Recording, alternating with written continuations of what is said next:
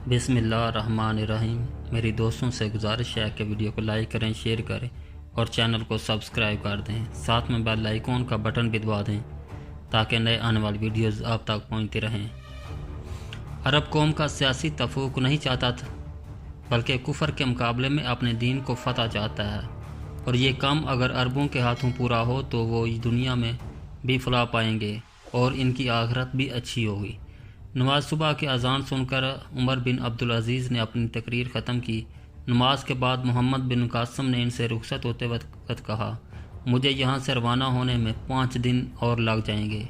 इस अरसे में मैं आपके इल्म व फजल और ज़्यादा मुस्तफ़ीद होना चाहता हूँ।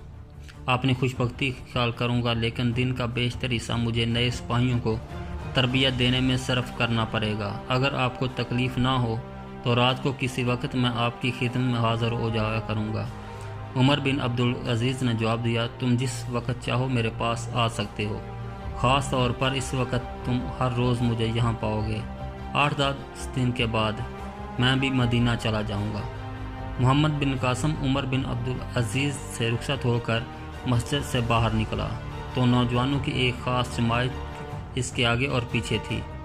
के सीढ़ियों पर पहुंचकर इसने दरवाजे की सीढ़ियों के पास पहुंचकर इसने अपने मुखातब करते हुए कहा, आप सब मैदान में पहुंच जाएं, मैं भी थोड़ी देर में पहुंच जाऊंगा। मोहम्मद बिन कासिम के क़यामगाह के दरवाजे पर 2 सिपाही घोड़े लिए खड़े थे। मोहम्मद और ज़ुबैर ने घोड़ों पर सवार होकर सिपाहियों के हाथ से नेज़े ले लिए और को एरी लगा दी। शहर के मगरबी दरवाजे से बाहर निकलने के बाद वो सरसब्ज बगात से गुजरते हुए एक नदी के किनारे आकर रुके और घोड़े से उतरकर पानी में कूद पड़े। नदी को साफ और शफाफ पानी में थोड़ी देर तैरते और गोते लगाने के बाद कपड़े बदल कर वो कुछ देर अपने सामने दिलकश और सब्ज पहाड़ों का मंजर देखते रहे। मोहम्मद बिन कासिम ने अपने साथियों को महवीत की हालत में देखकर कहा, कल हम बहुत सवेरे यहाँ आएंगे, अब हमें चलना चाहिए, लोग हमारा इंतज़ार कर रहे होंगे। ज़ुबैर ने चूँकर मोहम्मद बिन कासिम की तरफ देखा कि क्या कहा आपने, हमें देर हो रही है, चलिए। दोनों फिर घोड़ों पर सवार हो गए। मोहम्मद बिन कासिम ने पूछा, तुम अभी तक क्या सोच रहे थे? ज़ुबैर ने मगमूम लहजे में जवाब दिया, मैं तस्वर में सरांदीब के सर सब्ज़ा देख रहा था, लेकिन हमारी मंजिल मकसूद तो सिंध के रेगिस्तान है। उन्हें हर वक्त देखता हूँ, लेकिन कभी कभी सरांदीब के सब्ज़ाजार भी याद आ जाते हैं। मोहम्मद बिन कासिम ने कहा, कल तुम ख्वाब की हालत में नाहिद को आवाज़ें दे रहे थे, मैंने इसका जिक्र मुनासिब ना समझा।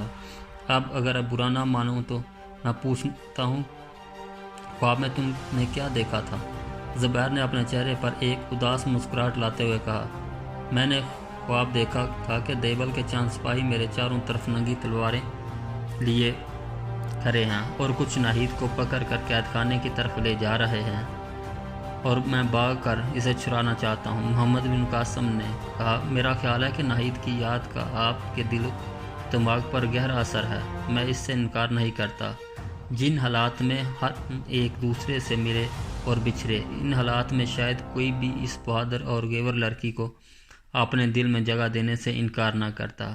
एक हिरन भागता हुआ करीब से गुजरा तो मोहम्मद बिन कासिम ने नेज़ा संभालते हुए इसके पीछे टांग जख्मी की। किसी उचित तीर अंदाज ने इस पर वार किया था और इसका ताक़ुब करते हैं। ज़ुबैर और मोहम्मद ने हरन के पीछे गोरे सर पर छोड़ दिए। हरन जख्मी ज़्यादा दूर ना जा सका और मोहम्मद बिन कासिम के नेज़े की एक ही ज़रब के साथ नीचे गिर पड़ा। ज़ुबैर ने गोरे से उतरकर उसे ज़बह की और पिछली रान से तीर निकालते हुए कहा, अगर हम इसे ना देखते तो ये किसी जारी में बुरी तरह जान दे देता। चंद सवार और दरख्त की आड़ से नमूदार हुए और मोहम्मद बिन कासिम ने उनमें से सुलेमान को पहचानते हुए कहा, अरे ये तो हमारे पुराने दोस्त हैं। सुलेमान ने करीब पहुंचकर अपने घोड़े की बाँह खींचते हुए कहा, यह शिकार हमारा है। मोहम्मद बिन कासिम ने जवाब दिया, आप ले सकते हैं, हमने उसे सिर्फ एक तकलीफ से मौत से निजात दी है। इसकी टांग जख्मी थी और हमारा ख्याल था कि यह जारियों में छुप जाएगा। सालिया ने कहा, तुम गलत कहते हो, तुमने गिरते हुए हरन को ज़बह किया है। मोहम्मद बिन कासिम ने संजीदगी से जवाब दिया, ये सही है, हरन गिर पड़ा था लेकिन मेरे नेज़े की ज़रब से, और अगर तीर आपने चलाया था तो आप इसकी टांग देख सकते हैं।